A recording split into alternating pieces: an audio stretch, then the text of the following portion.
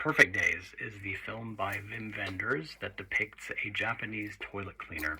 And it's an incredible movie. It's wonderfully meditative and wise. And in this short video, I would like to attempt a brief philosophical analysis of this film.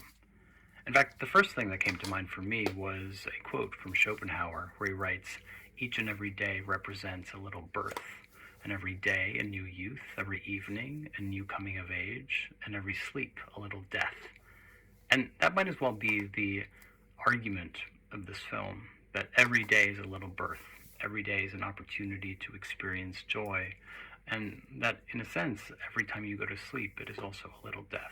It's about eternal recurrence, as it were, how each and every day represents an opportunity to live a full and rich existence. And yet, there's a certain irony, but perhaps a philosophically poignant one, that the character who is the hero of this story is not a hero in any traditional sense of the word. Instead, he is a supposedly mere toilet cleaner. And yet there's something very noble indeed in the manner in which he does this lowest of work, the way in which he commits himself completely to doing something that goes unappreciated by others and that nevertheless facilitates one of the key participatory mechanisms of public life, namely access to a bathroom. Therefore, there is something saint-like, indeed monk-like, about his habits, about his attention to detail, and the manner in which he works in a way that makes him invisible. People don't even see him or recognize him. In fact, one of the key recurring sequences in this film is that he sees a homeless person who appears to be stuck in a fantasy world of his own creation. He's essentially a schizophrenic. And one imagines that the toilet cleaner looking at him sees a sense of recollection. In fact, he smiles to himself. There's a kinship between the two men who somehow stand outside of social life. They are both seen and yet ignored. They are there, but also not.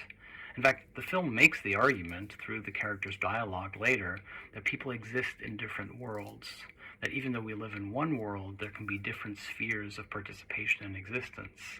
On the one hand, this is a reflection on class differences. The character has a wealthy sister, but it's also a reflection on the fact that we create a reality of our own making, that we can choose to be happy, that we can choose to be fulfilled, as it were.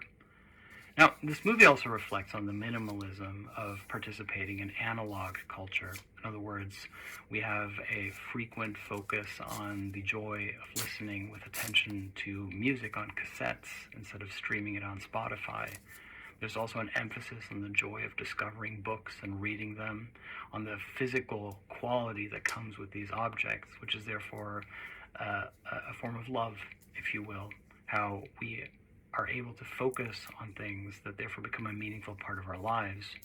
In fact, there's something very spiritual about the way in which the character is depicted, not only cleansing himself at the onsen public bath after working in the public toilets, but also the way in which he meticulously takes care of his own living space, how he cleans the floors, how he sprays the little plants in the morning. Essentially, he lives a perfect life, a life of perfect habit and repetition. Once again, there is something monk-like or saint-like about his existence, which is not to say that his life is perfect. Instead, in some ways, he is indeed a failure. He is not able to confront his father, who is in the hospital, who is ailing. He's not able to solve other people's problems or save them from death. He's not able to find a partner or a meaningful relationship himself. He exists outside of life, in his own little world. He is a spectator. He is almost a kind of flaneur, which is to say that he goes through life seeing others, and he himself simply is passing through. And there's something very beautiful and meditative about how public life is constantly taking place around this character. The public toilets and the remarkable architecture of these toilets that were commissioned for the Olympics therefore stand as a kind of temple. There's a certain irony to the way in which Wim Wenders films the public toilet as a sacred site. And there are certain sequences in the movie in which he goes from the public toilet to an actual temple. Which isn't to say that Wim Wenders is trying to suggest that toilets are like temples, but he is trying to suggest that the manner in which we pay attention to the things around us, to the things that we might take for granted, and the energy that we invest within our work and our life takes on a kind of spiritual energy as well. And one of the things that I really loved about this movie was that it didn't suggest that analog culture is somehow better than contemporary digital media. It wasn't trying to send a message about that, I think. One of the key sequences is when his niece sits with him and he takes out a camera and she has her phone, and they both take a picture of the tree above them. This means that one of them is using digital technology and the other one an older technology, and that fundamentally these are both means of access to experiencing the world around you in a more deep way. It's like when you write it down in your journal, it's not that you've necessarily recorded anything meaningful, it's that you've paid attention to your surroundings and therefore feel more present in the moment. Indeed, he is confounded when she then takes out a camera which he gifted her. Her sensibility for photography is therefore being nurtured by him in a way that he didn't even realize. And one of the most philosophical moments in this movie is when they're bicycling over a bridge and the niece says that she would like to go to the beach, and he says that's for next time. Essentially what he's arguing is that now is now and next time is next time. This becomes a mantra, a slogan that they say to each other over and over again. It's about being in the present. It's about appreciating the present moment, as it were.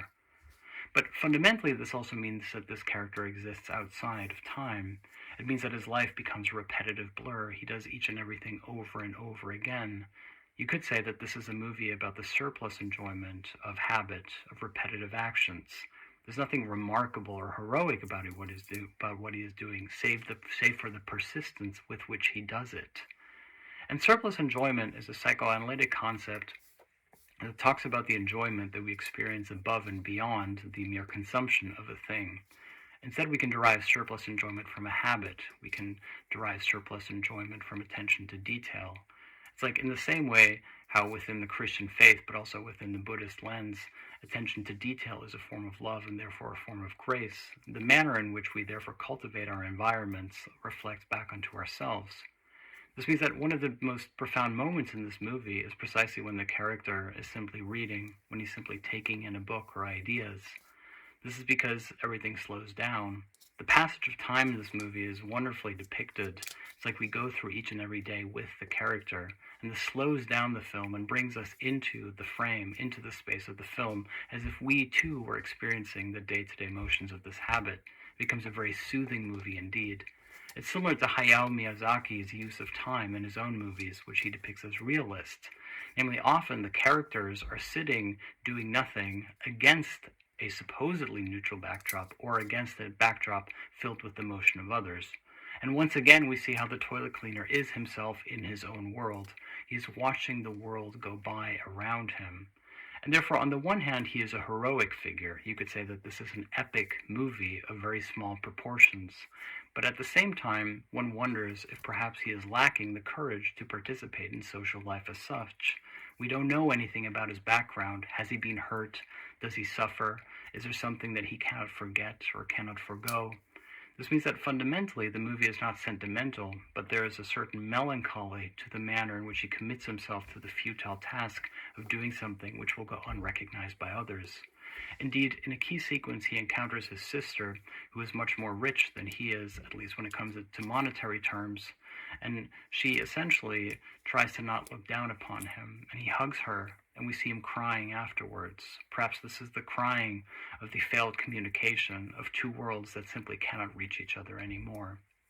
Therefore, this is a movie that on the one hand posits the idea of spiritual enlightenment through repetitive acts of commitment and through attention to detail and grace.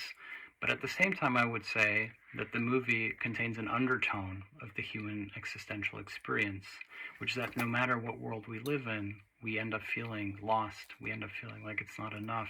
Each and every day, all we can do is try over and over again. This means that fundamentally, this is a film about what Lacan called the symptom. The symptom is that which you are bound to do each and every day. It's like Sisyphus pushing that boulder up the hill, doomed and fated to do it over and over again, and yet somehow happy.